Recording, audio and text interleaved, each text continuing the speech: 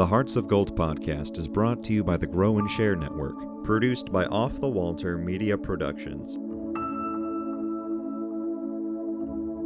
Welcome to Hearts Gold. Today we have Kyra with us. Hi, Kyra. Hi there. Can you tell us about your Girl Scout Gold Award project? Absolutely. Thank you so much for having me. So I started my Gold Award when I was a junior in high school. So that was back in 2016. And I wanted to focus my Gold Award on impacting my community in a long-term way regarding the topic of mental health and mental health education. I decided to kind of do a two-pronged approach for my award. So I started a club in my high school that I called Stress Less Club, and that was a more localized effort to educate my peers about stress and kind of how that plays into mental health, as well as teaching like tips and tricks for like how to combat that stress. I would bring in a professional every week, like a dietitian or someone who practices yoga, and they would donate their time and come to talk with us. So that was really great. And then the second and certainly more labor intensive aspect of my project was the suicide prevention walk. I started that same year in partnership with the American Foundation for Suicide Prevention, the AFSP, who've been just an incredible partner over these years. And yeah, so I started both my junior year of high school, and so proud to say that the walk is still going strong. So yeah, that's where I'm at now. And we'll come back to the walk because it is certainly still going strong. I'd like to talk a little bit about the Stress Less Club. How did you find the professionals that you brought in?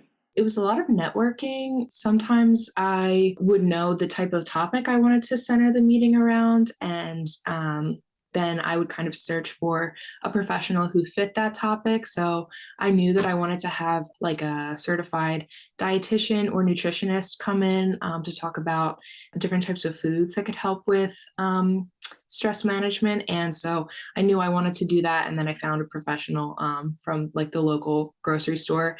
Otherwise, I had some people approach me and say that they wanted to do it, or I had a member of the club say, oh, I have an aunt who does yoga, or oh, I have a coworker who does like meditation and art classes together. And so I would find some of the professionals that way. And they all were really generous, donated their time, and came to speak to the group. And it was really great. How did you get the club off the ground at your school and get participants? It was a really long paperwork process of actually getting the club itself approved. You have to start with identifying an advisor, of course, and kind of like pointing to a need for the club or explaining why that club doesn't already kind of have some sort of niche in the school. So drafting that, pulling together a list of, I think, a dozen or 15 individuals at the school who would be willing to be club members. So demonstrated interest, of course. And then it was basically an approval process, starting with the advisor and then kind of working its way up administration until the club either gets approved or denied. And then once the club is actually approved, you have to start actually doing the planning process for the meetings, which is a whole different process. So it did take a bit.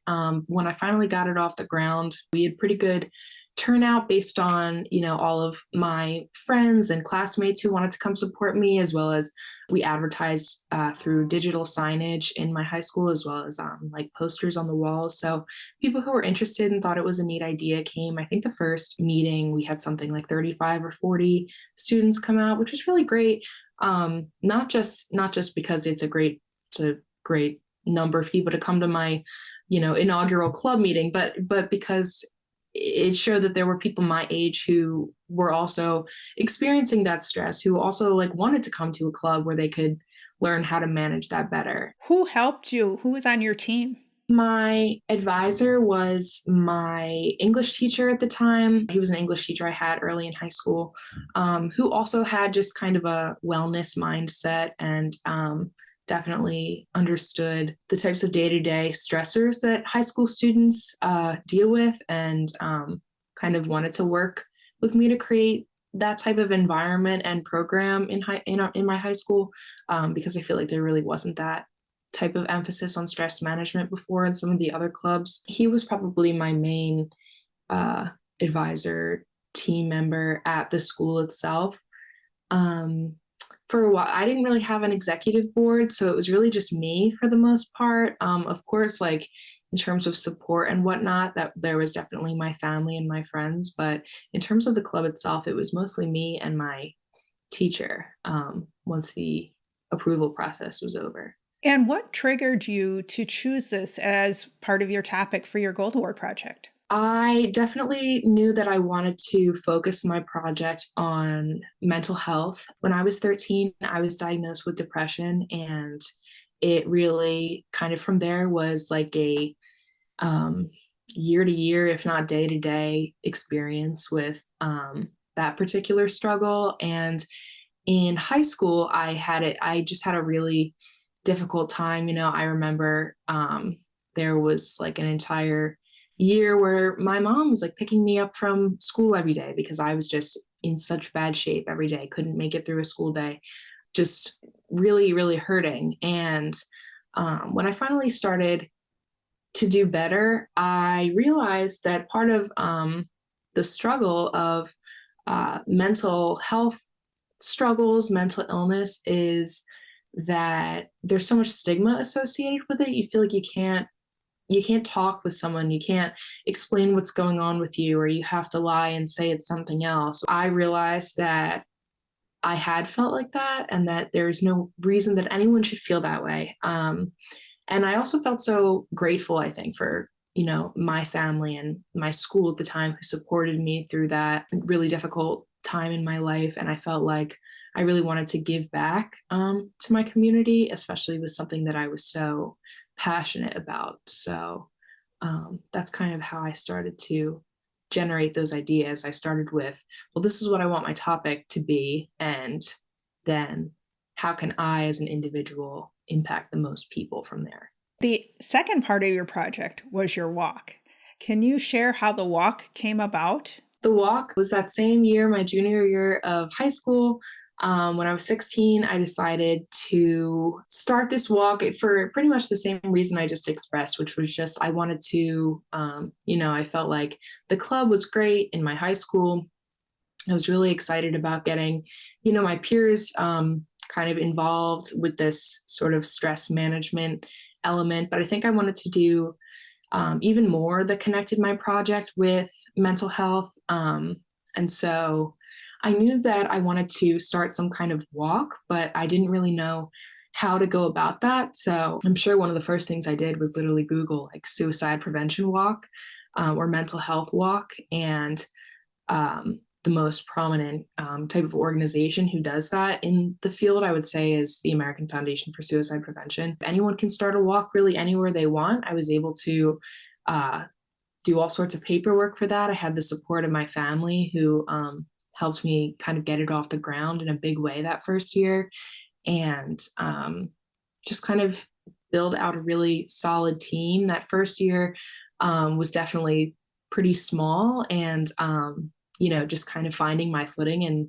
like I said, getting it off the ground. But really incredible and meaningful work I've found. And as you mentioned earlier, the walk has continued on past your Gold Award project. Can you tell us what the walk did this last year? The seventh annual Burlington County Out of the Darkness Walk was this past October 15th, 2022. It was a Saturday morning. We raised over $52,000 this year. It's really kind of unbelievable to even hear and say out loud. It's really been so incredible. The community has shown year after year that this is an event that they want to support, they want to participate in. People really do want to break this stigma, and they want to share their experience. They want to honor their loved ones. It's such a powerful day. It is such rewarding work, and it is work. It takes a lot every single year to pull off the event, but so very meaningful. We have our local politicians come out every year to speak and show their support. We've received proclamations over the past couple of years, one for Mount Laurel, my hometown, honoring September as Suicide Prevention Month, people who travel from out of state to come to the walk. So it really seems to have had the community impact that I feel like I was really seeking when I first got it set up. You are much more than a participant. You still are part of the organization. How do you balance that? Because this is a big walk now, and lots of time, volunteer time involved in it. How do you balance that with your personal life? So during walk season, but even really in the months, weeks, months, etc., leading up to the event itself, my friends, my family, they start to hear about it. They're like, "Oh, it's planning time again." It really is quite the endeavor. It's become more and more of an endeavor as I have, I most recently graduated college. This year was probably the most labor intensive effort that I personally have put in, especially because it's just I'm older now. I'm 22. I was not like away at college, so I really was like boots on the ground doing this work instead of sometimes I had to conduct a lot of things remotely when I was at school. Definitely is a lot of hard work. The planning does usually start in January for a walk that is then October that same year. So I kind of feel like it is a really great like hobby of mine to do this type of work and put on this event, and it's something that I really do love to do. So I think that it's pretty easy to balance it with my personal life. I feel like it is such a worthy cause and something I really do look forward to working on every year.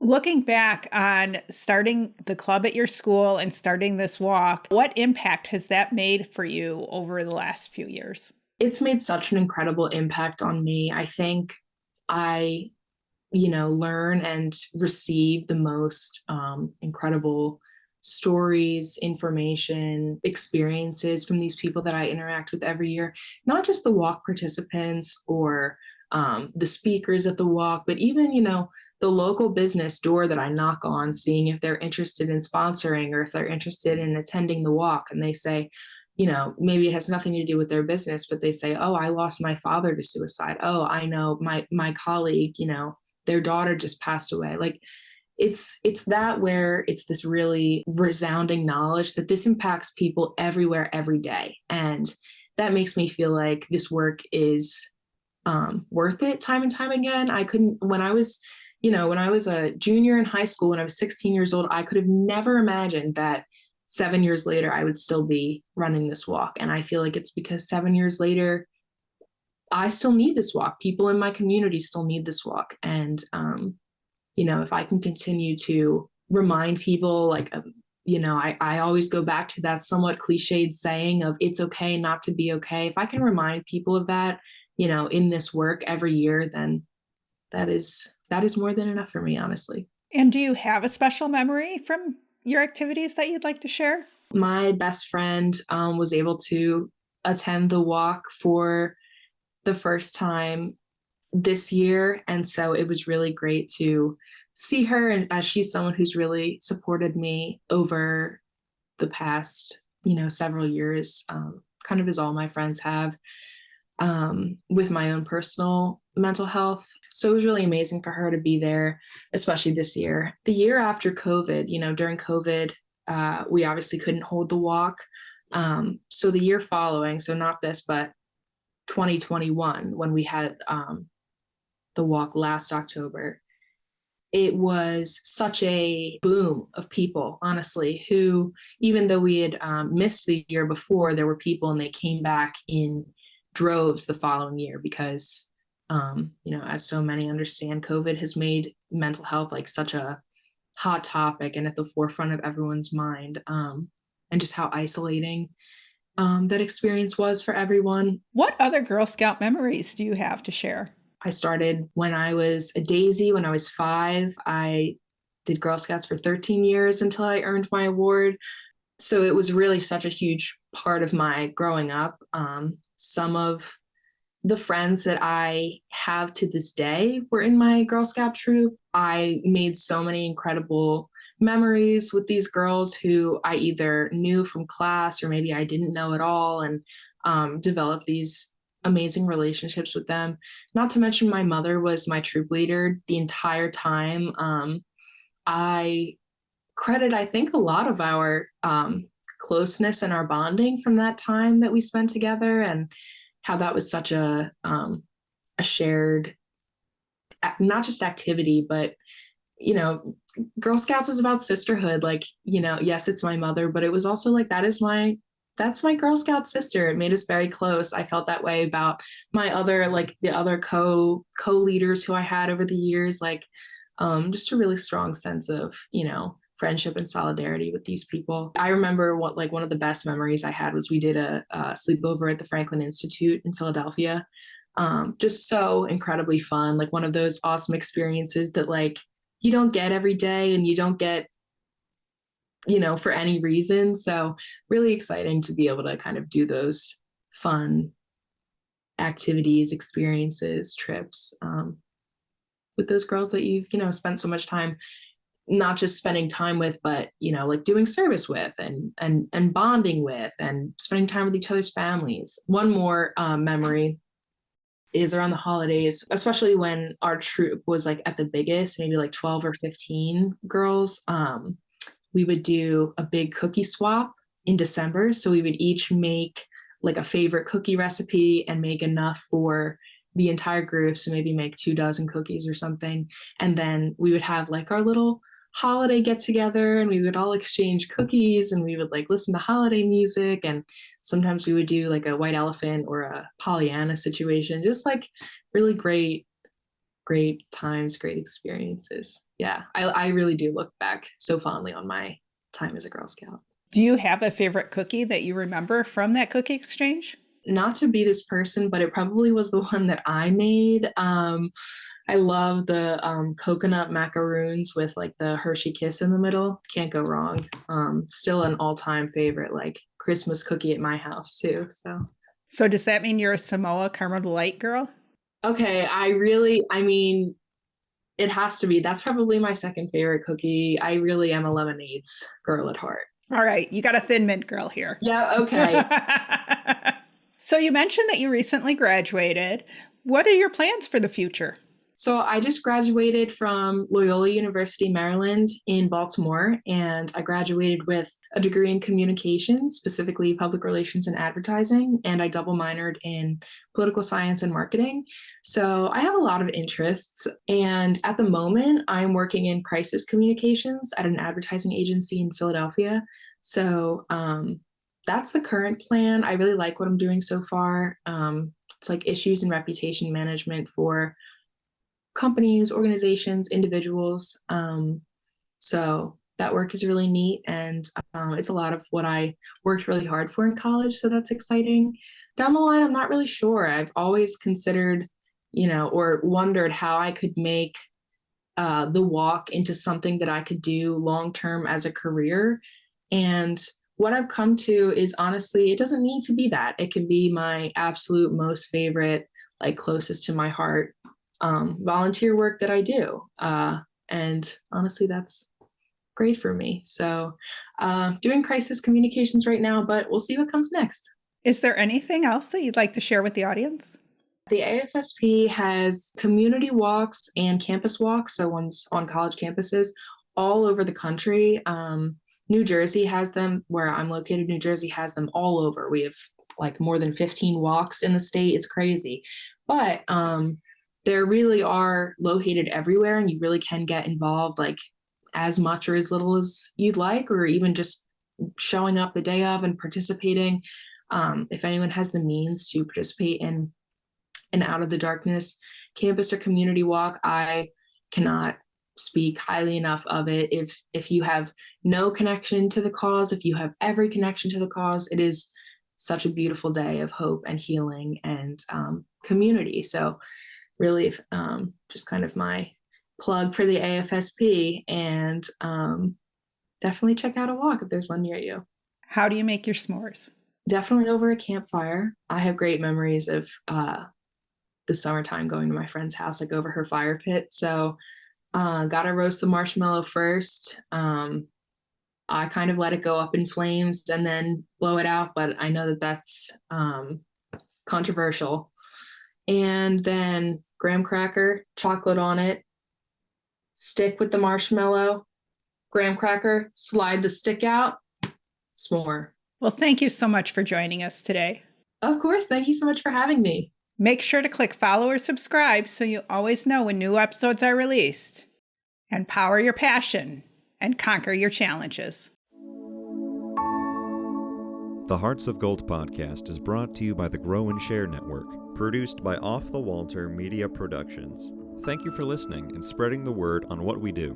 If you want to share your story of how you earned your Gold Award, reach out and send an email to growandsshare@outlook.com. Be sure to listen to the newest episodes on your favorite podcast app, as well as view the full video episodes on youtube.com/Cheryl M. Robinson. That's youtube.com/Cheryl, the letter M, Robinson. Take care, and we'll see you next time.